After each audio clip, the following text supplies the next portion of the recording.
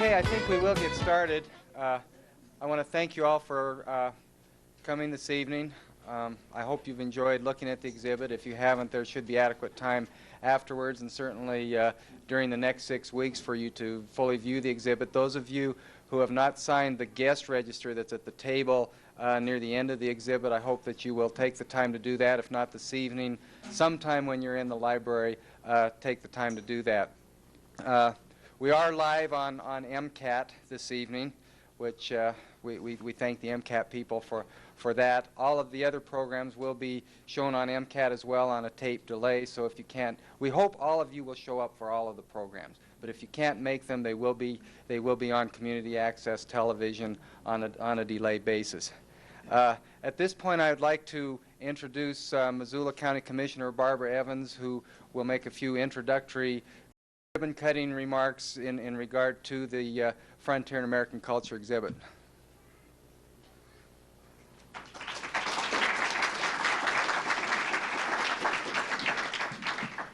Good evening and welcome. Don tells me that this microphone will not make me louder, so I'm going to try and shout so you can hear me. I'd like to congratulate first the Missoula Public Library for their coup in getting this exhibit here.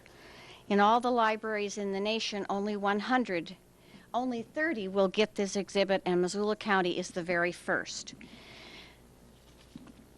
The exhibit will present two different theories or perspectives on the West. The first one, Frederick Jackson Turner's, is one of a wide open space which was unoccupied, and the settlers came and they settled, with hardly a mention of the Indians. The other version, of course, is the one of Buffalo Bill Cody, The Wild Wild West. And of course we know which version Hollywood has chosen. Can you imagine a movie where you have nothing but the settlers moving in and settling down, and there's no Indians and there's no massacres and there's no shoot-'em-up cowboys? It would be very dull. So we know which one they've chosen. As you view the displays, you can make up your own mind. If you are interested in other historical information, we have one of the very best sections on Montana history here. We hope you will enjoy the display also, which was designed and put together by Don Spritzer just outside the door. Missoula, of course, is rich in our own historical lore. The Indians certainly were prominent in our history. With Don's ability to put together the presentation to bring that display here, and likely one of the reasons also is because we are the West. We hope you will enjoy the display and thank the library for being so wise as to bring it here. Thank you.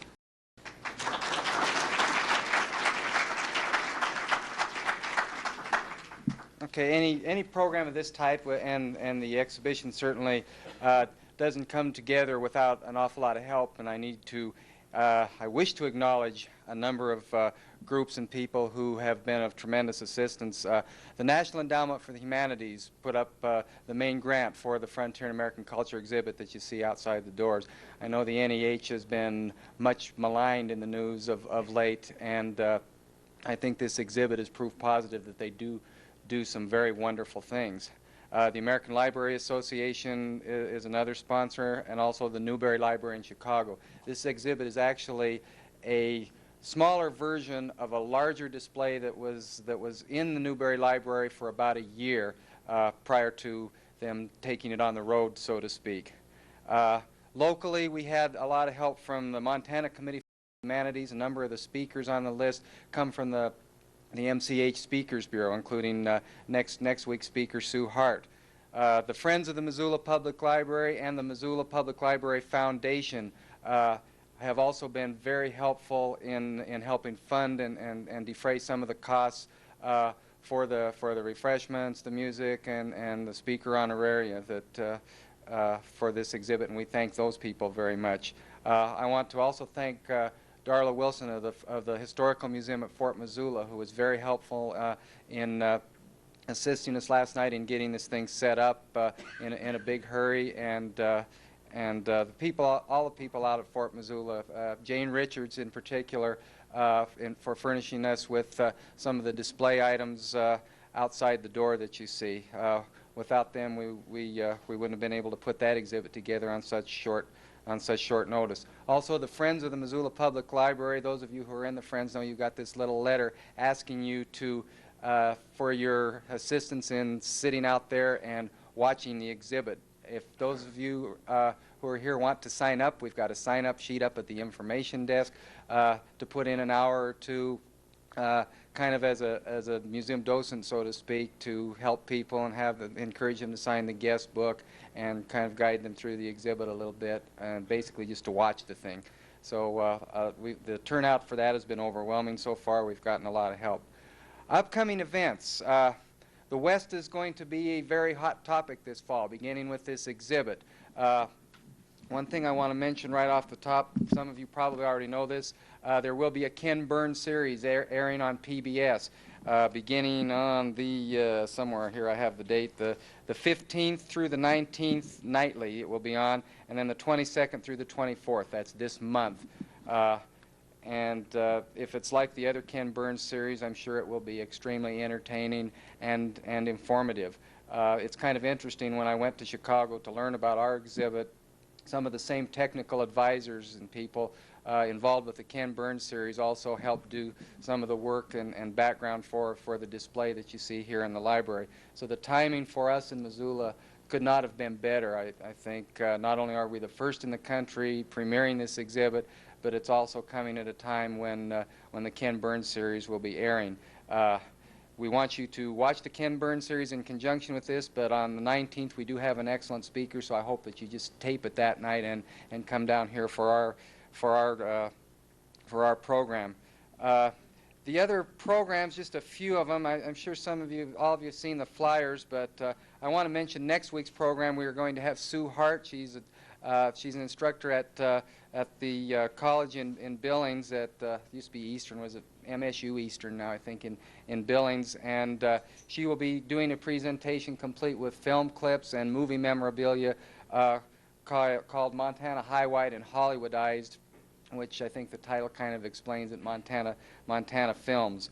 The following week, Tony Incashola, who is the cultural director, I believe, at the Flathead Indian Reservation, will be doing a talk on some of the culture, the background, the history of the tribes up there. The first children's program will be on the 21st of September at 1:30. That's on a Saturday. We're doing a program on frontier games. And there will be programs every Thursday night at 7 o'clock, so we hope that you will get in the habit of coming to the library. I don't think we have a bad one. I hope we don't on the bunch. In fact, I'm sure we don't. So I hope you make a habit of coming in every Thursday. The posters out there are for sale, the big ones for $5. I may make we've got a few of the little flyers that you've seen around town. We may make those available too. I just haven't figured out what kind of a price I want to stick on those. The flyers, the little folder flyers, are free. Take as many of those as you like. And be sure to sign the guest register. Okay, our speaker this evening. I know when I was in Chicago in the middle of May, when all of the project coordinators from all the 30 chosen libraries showed up, and we were brainstorming as to what we were going to do and how we were going to have the opening reception, because that's the one thing we all had to agree to do, is have an opening reception. And I'm not good at planning food and music and all that. I had a lot of help in doing that.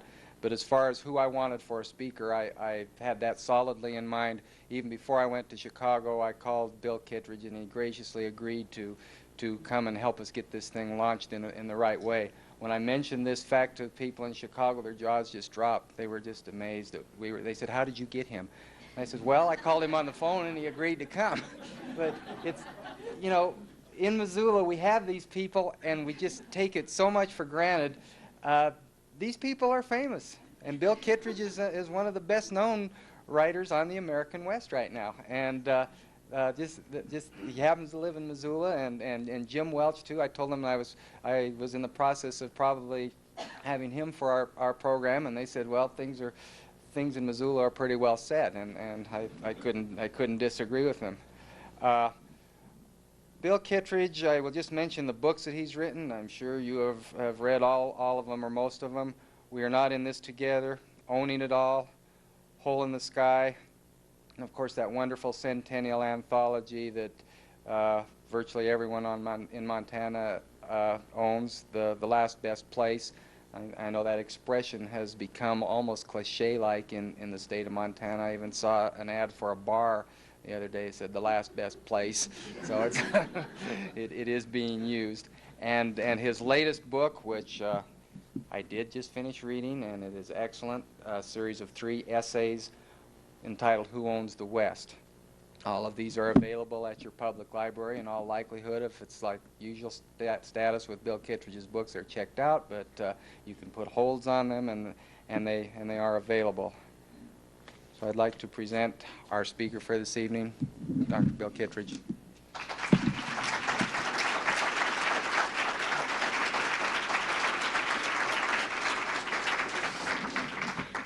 Well, it's a great pleasure and a great honor to be here. I'd really like to second what you're saying about the National Endowment for the Humanities and the Montana Committee for the Humanities.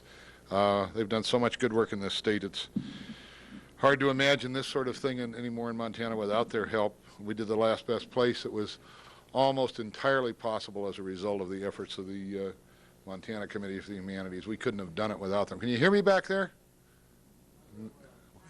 Move this way. Okay, I'll talk very loud. Can you hear that? Can you hear that? Okay. I just said I was really pleased to be here and trying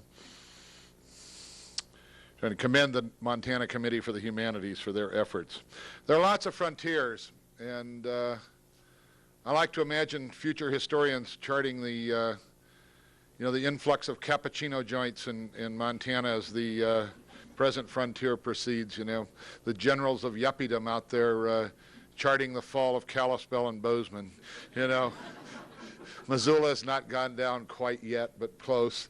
There are many, many frontiers. I'm going to talk about a different kind of frontier than the one out there, in a sense. Read an essay called How to Love This World, which I wrote for a book of photographs. Will be published soon. Title comes from a quotation from a poem called Spring by Mary Oliver. There's only one question: how to love this world. The great moon was more silvery than white in the luminous blue of an early summer sky over the Tetons, hung over and semi-heartbroken when I woke up at sunup in Jackson, Wyoming. I'd gotten out of town in a hurry before any true sense of my own isolations could come catch me. It was a getaway that didn't work. Alongside Teton Lake, leaning against the fender of my yellow Toyota, studying the daylight moon, I was frightened to almost breathless death. This was what was, and I was alone in its vicinity, under its gaze. Much as I wanted to love the silence and light, that moon was an intimation of unfathomable dooms and infinities. My friend Jack Turner, who is a sort of thinking man's climbing guide, tells of lying on his back on top of the highest peak of the Tetons of a morning and seeing flashes of white, which turned out to be pelicans circling a mile above him at some great elevation, sporting in the glory of things so far as anyone could tell, which is a prime way of curing ourselves of that panic which inhabits the untethered soul, sporting. Maybe, without my knowing, that morning, pelicans were up there playing as I shivered and hit the road for Missoula. A tall man with an orange-stained mustache said something to the effect that nobody ever knew how mean winter could be until they tried cowboying in Montana. He told of men riding horses and motorcycles into country bars. He said anybody tough enough to survive in Montana was liable to do just any damn thing they could think of. Those stories stayed with me on my first trip to the northern Rockies, through Spokane and the Idaho Panhandle, in the miners' towns like Kellogg and Wallace. The second-floor downtown bordellos were still open in those days. I was looking for what I took to be a genuine world to inhabit. I wanted to turn out to be somebody I understood and could stand. It was a romantic but not entirely bad idea, which seemed commonplace in the Mountain West these days. It's a story a lot of people are acting out.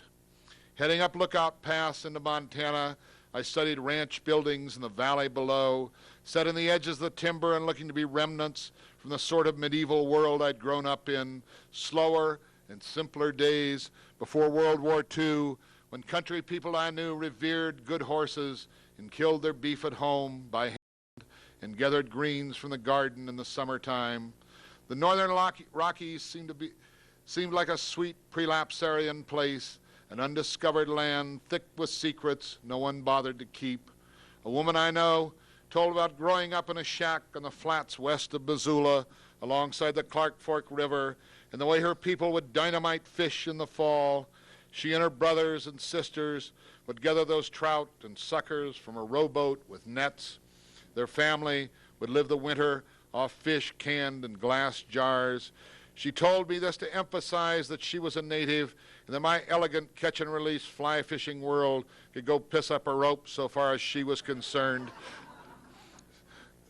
I told you I'd be in trouble on television. And why she wasn't thrilled when upscale Missoula restaurants began featuring fresh salmon flown in every day from Seattle. She'd eaten enough fish for a lifetime. It was an honest way of speaking by a woman who valued her origins. Sammy Thompson's Eastgate Liquor Lounge and the Trails Inn Tavern in Missoula were my social centers. Sammy was a generous man who grew up tending bars in the legendary railroad and ranch hand taverns along Woody Street in Missoula. They were gone by the time I got to town. A stock car racing and speedboat man, showing off for a woman, running his speedboat hard as it would go under summertime stars over Flathead Lake. Sammy hit a drifting log. The speedboat overturned. The woman said they hung on to that floating speedboat until sunup. Then Sammy slid underneath. Sammy's funeral wasn't anything I wanted to know about. I felt like somebody had torn up the dance floor. Maybe they had. Maybe it was the man on the moon. But springtime alleyways all over town were thick with blossoming clumps of purple lilacs, and people on their way to work stopped on the street to spend time talking to the mayor. They still do. We left our doors unlocked. Them locks, somebody told me, only keep out the honest people, so I didn't entirely despair. I tried to discover reasons for taking care. Again, it seems to be a common concern in the West these days. One way of enlarging ourselves is the educational comedy of hitting the road. It's a particularly American form, sometimes called the traveling cure, which had been a communal enterprise in the West since the fur trappers and the wagon trains. Think of Huck Finn heading for territory, Hemingway in Spain and Africa, Willie Nelson and all those lonesome cowboy beatniks heading down those highways. Such goings can be understood as ways of seeking out the freedom to be whatever you can manage. North of Missoula, where Highway 93 crests along the southern boundary of the National Buffalo Range, you all at once are witness to the vast weave of high rock walls, which are the Mission Mountains, hanging like a curtain on the eastern horizon. In October, the mountains are dusted with snow, while hayfields in the valley remain green, even if the willows and cottonwood along Post Creek are turning red. That's how it was when I saw it in 1969, my first autumn in Montana. You might think that this is a paradise where we could have made our stand if we'd had any sense. But that valley is not a white man's paradise for the taking. It's the heart of the 1.25 million acre Flathead Indian Reservation and governed by the Confederate Salish and Kootenai tribes, a sovereign nation inside the United States. Everywhere in the West, as we know, was Indian country. History has been ferociously sad for Native American people, but on the Flathead Reservation, the tribes are educating their children and governing themselves, taking charge of their own future with what looks to be wisdom and restraint. On Good Friday, some of us used to visit the red brick cathedral in the reservation town of St. Ignatius, at the foot of the Mission Mountains. Native people would chant the liturgy in Salish, and that night carried a wooden approximation of Christ to outdoor bonfires marking the stations of the cross. We didn't believe in their prayers. We wondered if they did actually. We stopped going, maybe because we were unsettled by the fact that we saw our religious situation reflected in the mirror of theirs. We turn out to be alike in the most profound ways. In the summer of 1970, my friend Jim Crumley rented a cabin near Pole Bridge, just across the North Fork of the Flathead River from Glacier Park. Jim was supposed to be working on his second novel, but most of the time he was on his motorcycle. Into the curves, he said, and he had lots of company. In June, some of us drove the Going to the Sun Highway across the mountainous spine of Glacier just before it was closed by summer snow. The interior of Glacier is a kingdom of crystalline lakes beneath knife-edged precipitous cirque walls of rock carved over millennia by glaciers, of hanging ice fields and waterfalls and tiny dark gorges cut by the rushing waters. On that afternoon, reefs of misty clouds hung below us against the dark evergreen slopes. All our sweet chatter turned silent. The honking world had been so quickly transformed. It had gone utterly distant from anything we ordinarily experienced, and yet it was absolutely recognizable, forgotten and intricate. It was like recalling a dream of a place where we played as children, swirling around us. Later that summer we walked in scrubby primordial timber off the trail to Bowman's Lake. Flecked with shadows and sunlight, I stepped from one to another, great platter-shaped and luridly colored mushroom, crushing them. It was like walking on stones across water.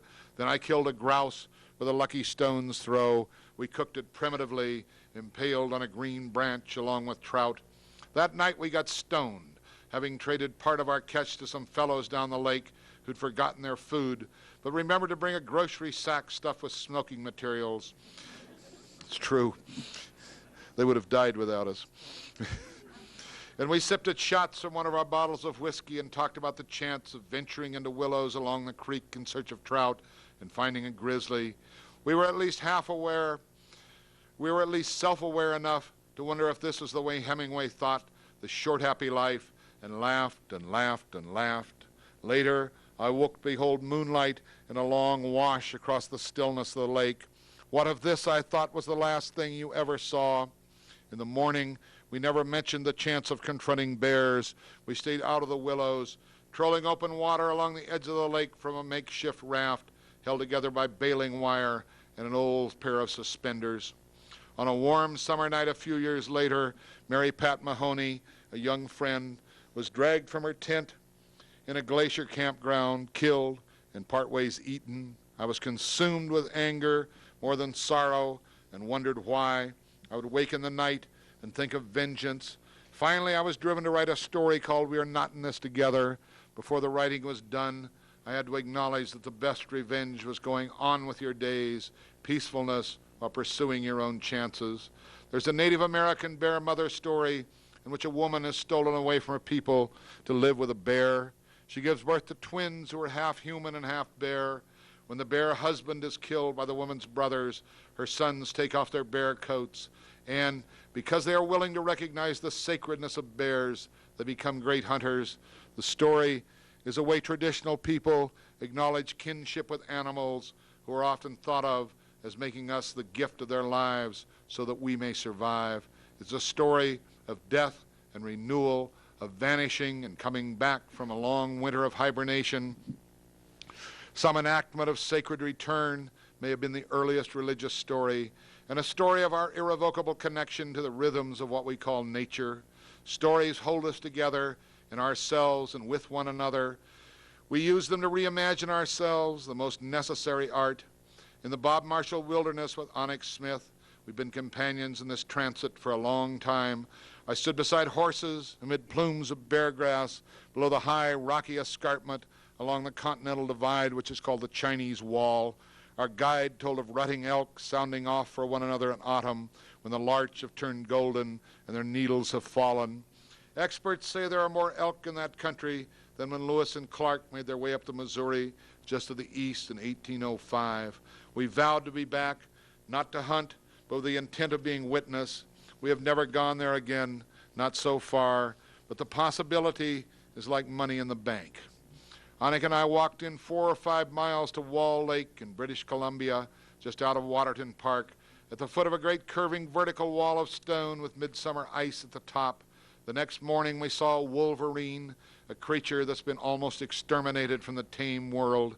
It resembled a reddish dark badger, implacable, untamable, and almost feverish in the quick, absolute way it went about foraging on a gravel bar near the water. It was there, then aware of us, and gone. Everything alive is not bent to our will. I never expect to see another wolverine.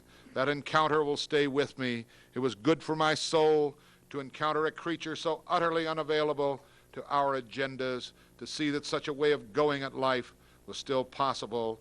These memories move in my brain like little fires, reigniting the knowledge that the electricities of this world are in fact always flowing through us like blood. We are inescapably part of every lightning storm, mushroom and bear, grizzly or not, wedded as can be, like trout in the dazzling stream of what is. For years it was a tradition. On a bright Sunday morning in mid-June, wild roses blooming along the fence lines through the meadows, we'd drive upstream along the big Blackfoot River, which was not the river filmed and a river runs through it, even though it's the river where Norman Maclean's brother Paul did his magical fishing. Beyond the Continental Divide, we were into the rolling, glaciated country along the Rockies front, short grass prairies reaching away to the east for 1,000 miles. We were heading for the rodeo in the village of Augusta, set in a perfect country way among cottonwood along the Sun River. We drank in the darkness of taverns, walked 300 or 400 yards through light and shadow under the trees, and found the rodeo grounds out in the sunlight where Western music was playing on the public address system. Country men and women were unloading their roping horses from aluminum trailers, and we ate some hot dogs and bought beer to load our cooler and made our way to seats right near the chutes where the bellowing and stink and cursing and laughter and flying mud and snot were thick around us. World-class riders were landing their little planes out in the meadows, riding bucking horses out of the chutes, then flying again to make some other show that night, maybe down in Cody, Wyoming. People I traveled with took the whole thing to be a day at the circus. The old ways becoming picturesque and commercial, commodified. The bull riders and team ropers and cowboy poets are taken to be entertainers, just as outlanders are taken to be tourists with pocketfuls of money, willing to buy, but at the same time seriously condescending to locals. It is a recipe for misunderstanding which colors a lot of transactions in the West. What so many are looking for, as I understood it, is some connection to the old resolute life before the invention of incessant irony. A friend of mine called it actual time, before the world went virtual. But rodeo is not a good place to look if you're just traveling and not in the competition. The cowboy world, when it goes public, is pretty much a media invention, the sort of thing we see everywhere, glitz and images for sale. The bigger the hat, one bow-legged fellow said to me, grinning and shaking his head and spitting snooze, the smaller the ranch. That's true. See these guys, these great big hats in their boots, pants legs stuck in their boots. The way I like to practice traveling these days is to head out to the distance in its towns with no destination. My old pal Richard Hugo, an experienced survivor of multiple dislocations, who helped a lot of us to find our lives in the Northern Rockies, was the poet laureate of such going. Dick came from Seattle at the age of 40 to teach at the University of Montana. Soon his wife left. Dick was alone, at least as he understood it, with an endlessness of time in his automobiles. Dick came to specialize in Buick convertibles so he could run his new territories with a top down on sunny days and good jazz on the radio, looking for a town where he could spend an evening in the tavern in conversation with strangers, hoping for thoughts to trigger a poem as the talk drifted. Every so often, you luck into gold. The last stanza of Driving Montana is one of our defining texts in the Northern Rockies. Tomorrow will be open again, the sky wide as the mouth of a wild girl. Friable clouds you lose yourself to. You are lost in miles of land without people, without one fear of being found. Bless his heart. Up north of Augusta, at a property owned by the Nature Conservancy, a wildlands fen just below the Rockies front where the grizzlies still come out on the plains, as they did before the white men came, a place called the Pine Butte Swamp.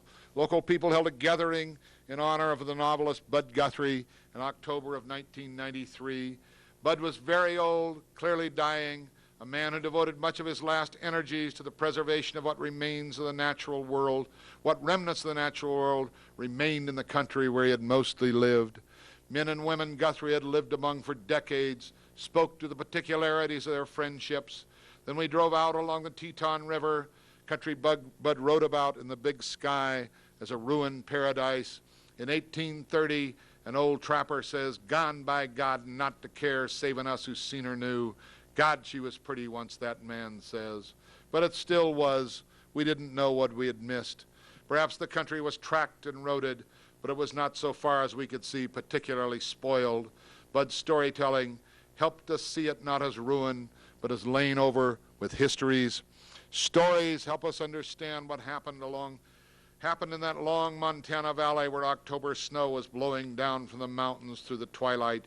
Stories helped us live with our own fragilities as we watched Bud and his old friends take stock and breathe the joys of fellowship for close to the last time in the Shoto country that afternoon.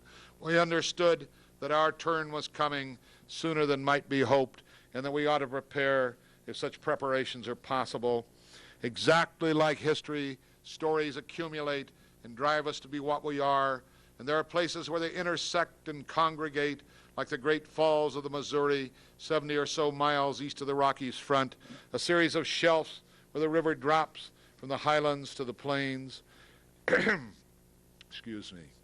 The Missouri was the main interior waterway to the west, as much a northwest passage as existed, and for so long the route of travel which connected the northern Rockies to St. Louis, New Orleans, the sea, and civilizations like France and England. On Thursday, June 13th, 1805, Meriwether Lewis sat above the falls and wrote that they were the grandest sight I ever beheld. A grizzly chased Lewis into the river the next day, and the expedition spent a month making an 18-mile portage around the falls in country thick with prickly pear cactus, but danger and difficulty were not the message. The journals kept by Lewis and Clark are among our defining documents in America, like the Leaves of Grass or Lincoln's address at Gettysburg. They tell us to go toward possibility. Just upstream from the falls in the 1880s, a visionary named Paris Gibson laid out an ideal community he called Great Falls. He planted thousands of tiny oak and elm along avenues staked across the prairies and hired men to go out at dawn and water them from wagon loads of barrels filled out of the Missouri. Charlie Russell set up his log cabin studio on one of those avenues.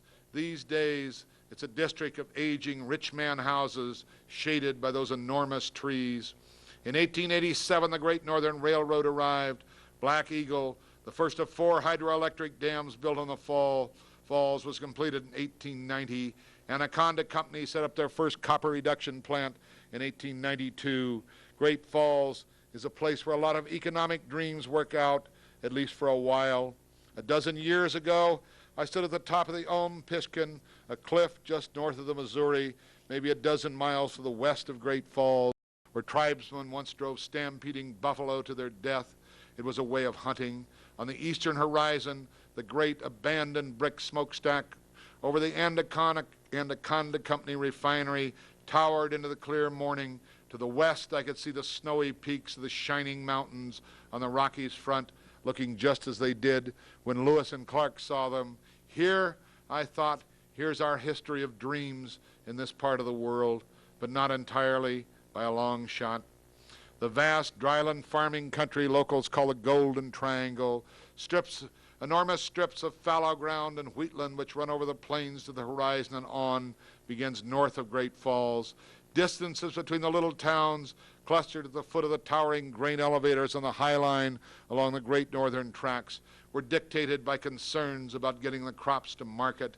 This is a land of windbreaks beside white-painted farmsteads, enormous four-wheel drive diesel tractors, and land-poor millionaires with serious cash flow problems. Out on those plains, we find ourselves wondering about the rewards of freedom, which led people to stick it out through blistering summers and blizzard winters, raising children on places where the nearest doctor was maybe 50 snow-drifted miles away. The isolation is hardest to deal with, even today, for people who can afford all the electronic connection to media there is. Sometimes you need to get into town in person. In Richard Ford's story, Communist, a young man recalling a cold afternoon spent hunting geese on one of the lakes which fill the shallow depressions left by glaciers in this country says, "I looked toward the Highwood Mountains 20 miles away, half in snow and dark blue at the bottom. I could see the little town of Flowery then, looking shabby and dimly lighted in the distance. A red bar sign shone. A car moves slowly away from the scattered buildings. He hears the geese on the lake, thousands of them before he can see them. A sound that made your chest rise and your shoulders tighten with expectancy. It was a sound to make you feel separated from it and everything else as if you were no importance in the grand scheme of things. That sense of separation can overwhelm you. Life in the northern Rockies or on the plains often seems to go on in a way not much connected to the doings of the so-called great world. Ambitious young people leave early and never go home for more than a few days at Christmas. Many of the people who stay develop a deep mistrust of anything beyond their emotional horizon. It is a way of being dysfunctional. People like James Welch, the Blackfeet Gros-Ventre writer, who did some of his growing up near the Milk River west of Harlem, are rare and invaluable. In his first novel, Winter in the Blood, Welch took on those feelings and showed us a young man finding his way beyond them into the slow rhythms involved in connecting to his people and himself amid such distances. It is a supremely useful book for people in the Northern West, both Native Americans and whites. Any life, anywhere we see can in ways be rewarding if we allow, if we have imagination enough. Some people, his young man says in Winter in the Blood, will never know how pleasant it is to be distant in a clean rain, the driving rain of a summer storm. It's not like you'd expect, nothing like you'd expect. That's the end of the quote. Maybe it's all in learning to see the splendor of what you have. Wallace Stegner spent some of his boyhood in the early days of this century in the Cypress Hills on the border between Montana and Saskatchewan. In the Big Rock Candy Mountain, he writes, they could stand quietly in the door and watch the good rain come the front of it like a wall and the wind ahead of it stirring up dust until it reached them and drenched the bare-packed earth of the yard, and the ground smoked under its feet and darkened and ran with little streams. The good rain, reasons for loving this world. Out on these plains, hundreds of miles east of the shining mountains, we are in what can be thought of as the land of little kingdoms, with hours of nothing but territory between them, the Hutterite colonies and the cowboy towns like Miles cities and the homesteader towns like Rygate. You can drive north from Rygate to the snowy mountains, into windy country where the settlement boom came before World War I, and past one abandoned homestead after another. Houses and barns lean into the wind, shingles mostly blown away. This is the land of ICBM silos. This country is talked about as the possible Buffalo Commons, a preserve devoted to global biodiversity. If not for the few endlessly stubborn settlers who remain, it would be larger than Ohio. After driving the prairies for hours, Onik and I walked into a motel in Jordan, Montana, a town of about 600 souls, south of the great reservoir backed up behind the Fort Peck Dam. The clerk asked, "Are you paleontologists?" Jordan, it turned out, is where bone hunters headquarter when they're searching the claybank Badland washes above the Missouri for another skeleton of Tyrannosaurus rex. Out on these plains, we're continually in touch with infinities. Militia crusaders have taken to holding up the vicinity of Jordan. Locals wish they'd go away. Settlers on the plains have a long history of political extremism. No one gets too excited so long as there's no serious trouble. Radicalism in this part of the world started with the Socialist Nonpartisan League in North Dakota, farmers calling for state-owned grain elevators and a state-owned bank. In 1918, the Nonpartisan League set up a newspaper called Producers News in Plentywood in the northeastern corner of Montana. After 1920, many of the maybe 3,000 voters in Sheridan County were communists. They ran the county for a few years. In 1930, about 500 citizens were still voting the straight Communist Party ticket. It was another attempt at kingdom enterprises that can be thought of as working toward the creation of a paradise, a try at making the world go your way. It is one of our oldest and most honorable traditions in America. But maybe those plains were already a paradise. We see herds of buffalo running on a film like Dances with Wolves and cannot articulate reasons why we are so moved. By the 1890s, the buffalo are mostly gone from the plains. The last wild ones actually were killed out south of well, north of Miles City in I think 1895 by a taxonomist from the east who killed them all and preserved their bones and shipped them back so people could have them in museums. Yeah. By the 1890s, the buffalo are mostly gone from the plains. The crow warrior two-leggings said, "Nothing happened after that. We just lived. There is nothing more to tell," he said. To try understanding what it was like to come upriver on the Missouri in the 1830s and 1840s, study the art of George Catlin and Carl Bodmer, who were there, look into Catlin's journals and Audubon's Missouri River journals, read the contemporary accounts like Ian Fraser's Great Plains and Merrill Gilfillan's Magpie Rising and Barry Lopez's Winter Count. If you should go there in the summertime, driving west through bright fields of sunflowers in North Dakota, travel with those books and go slow. You will find yourself in touch with lost glories that can break your heart. Loss, as we know, is always part of love. The story of John Coulter's several hundred-mile walk is another of our defining legends in the Northern West. The autumn and winter of 1807 and 8, through country no white man had yet seen, Coulter went from Fort Lisa at the junction of the Bighorn River and the Yellowstone down to Jackson Hole on the far side of the Tetons, and then walked back through the spectacles of what would be Yellowstone Park. I want to think he was running on wisdom and not simple-minded courage. I want to think his isolation was something he accepted as a version of what we always have. I like to think Coulter loved his chance to be where he was. Think of Yellowstone in winter, 7,700 feet in elevation at the lake, the nighttime lows 30 and 40 below, snows a dozen feet in depth, and the hot sulfur springs boiling up, the grass still green beside them, down there in the warm enclosure with the drifted snow high above your head.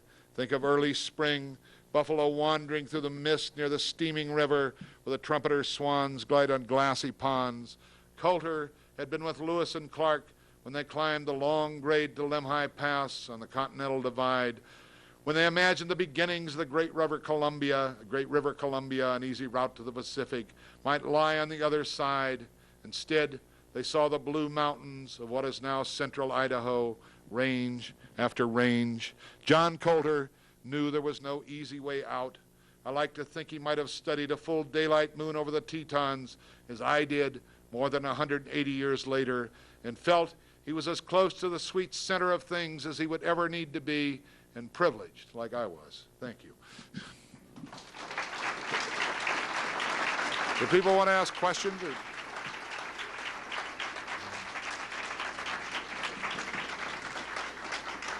People want to make statements or ask questions or anything like that? I don't know how much time we've got, but. If anyone has a question, if you'll repeat the question for us. Okay, great. Does anybody have questions? Or everybody had a... Yeah, it's going to come out in a photography book, published by Rizzoli, the title of which escapes me at the moment. I should know so I could get up here and try to sell it. But it'll be in a book of, they're always making these books of photographs about the West, and this is another one. They call you up and say, "Will you write another piece about Montana?" And eventually, you seem to have, at least with me, I've documented every possible moment of life in Montana, that I've been here. I really wanted to write about some of the writing about Montana that I liked a lot, and what it had to do with my own life and the way it cast light on my own life in Montana. That's what I was trying to do here as much as anything else. Yeah, it will be published almost immediately. Something else back there? Yes. Rizzoli. The question is, who is the publisher of the text forthcoming when this is forthcoming in a photograph book? The Rizzoli Press in New York. Anything else? Yes.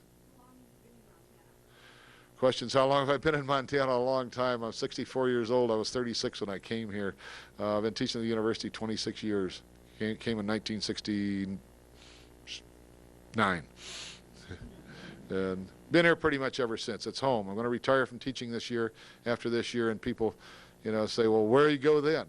I said, "I'm not going anywhere. This is where I live, I've been here a long time, more than half my life, and the place I came from is Eastern Oregon, which is like Montana without any people, you know, or books. Yes. Who are some of the writers that you like to write about, Montana writers that you would like to write about? Well, the ones I just wrote about, you know, all of them. There's so many young people coming along, so many wonderful writers. There are lots of others, of course, but you know, there's so many good young writers coming along that they're going to, you know, they're making a new history of Montana. And I hate to start naming names because I leave people out, but the same list that, you know, there are librarians and booksellers in the audience, and you go to them, they will tell you great detail. They will loan you or sell you books.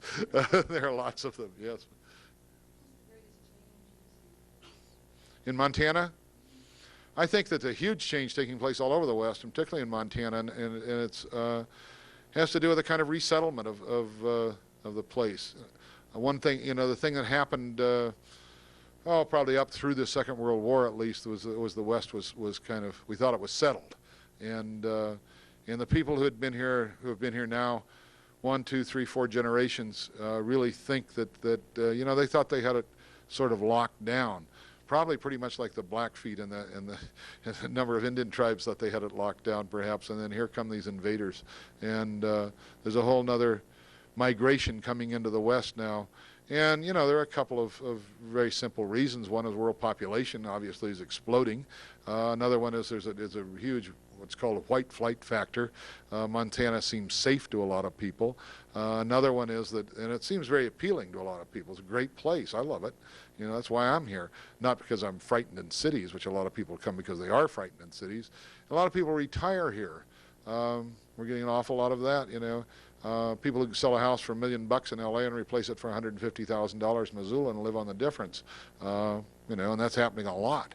And so as a consequence, we're getting a whole new influx of people, a whole new kind of population, different kinds of people who are not very interested in the mining business, for instance, that is, you know, in agriculture, the traditional agriculture that supported, you know, the state for a long time. They really didn't move here because they like to look at clear cuts, you know. They moved here for other reasons. And so there's a lot of stress between you know, those groups, and clearly the people are going to win, or the people are coming in. They're coming in by the thousands, and they're going to control things before too long. And the people who have been here for a long time and are mortally offended by that fact better get over being mortally offended and figure out some way to deal with it, because it's going to happen, you know. And it's happening. We see it in Missoula. You know, go to Kalispell or go down the main street of Bozeman, and it's like, I've never been there before. I was there. I hadn't been in Bozeman for 3 years. I don't think I recognized a business on Main Street. You know, it's changing very rapidly, and the political climate's probably changing along with it. You know, so the West it's like the, you know, this frontier business out here. The kind of classical old ideas of the frontier. The frontier went to the West Coast and kind of washed up against the ocean out there in about 1890, and frontier was over. Well, it clearly wasn't true at all. And one of the things we're seeing now in places like the place where I grew up in Eastern Oregon, in lots of places in Montana, we're seeing these enclaves that were passed by. People are coming back and kind of filling in now and settling. And of course, that's very unsettling to the people who had it their own way there for a long time. You go to places like the Boulder River Valley over, you know, south of Big Timber, which is inhabited entirely by jillionaires, as far as I can tell, you know, and it was kind of 20 years ago, it was just some kind of old ranch families down there, you know, and it's changed entirely. Tom Brokaw lives there now, you know. I don't know. That's just the beginning of a notion of what's happening, but it's happening. And, you know, as evidence, every time you drive across town in Missoula, today, tomorrow, yesterday, you have pretty good evidence of what's happening. It takes you about 15 minutes longer than it did about 3 years ago. You know, we all know that and complain about it bitterly, constantly. You know, we all want to lock the door right after me, you know. Are there any other questions? Thank you.